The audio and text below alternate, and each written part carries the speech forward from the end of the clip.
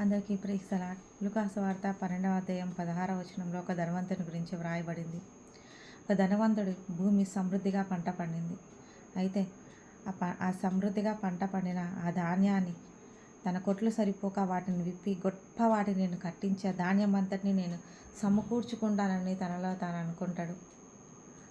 తన ధాన్యం అంతటిని సమకూర్చుకొని తన ప్రాణంతో తను అనుకుంటాడు, నా ప్రాణమా తినుము త్రాగుము సుఖించుము, ఇక అనేక సంవత్సరముల కొరకు నీ కొరకు ఆస్తి సమకూర్చబడి ఉన్నది, సుఖించుము తినుము తాగుము సంతోషించుమని తనలో తాను అనుకుంటుంటే దేవుడు అంటాడు, వెర్రివాడా, ఈ రాత్రి నీ ప్రాణం అడుగుచున్నాను, నీవు సిద్ధపరిచినవి ఎవని వగునని అతనితో చెప్పాను.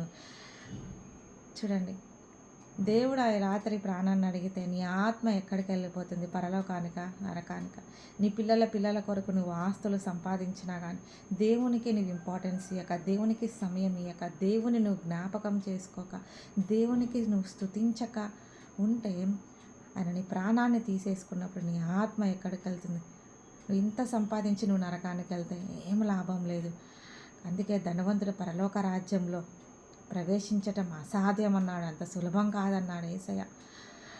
ధనవంతుడు తన కొరకు తాను అన్నీ సమకూర్చుకున్నాడు, కానీ పరలోక రాజ్యంలో స్థానాన్ని సంపాదించుకోలేకపోయాడు.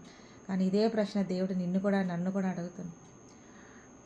వెర్రివాడ, ఈరోజు నీ ప్రాణాన్ని నేను అడుగుతున్నాను, నువ్వు సిద్ధపరిచినవి ఎవని వగును అని.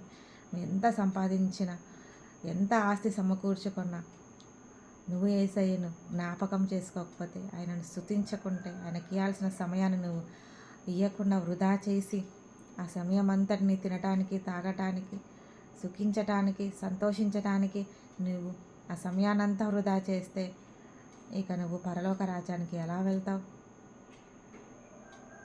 దేవునికి మహిమ కలుగును గాక. ఆమేన్.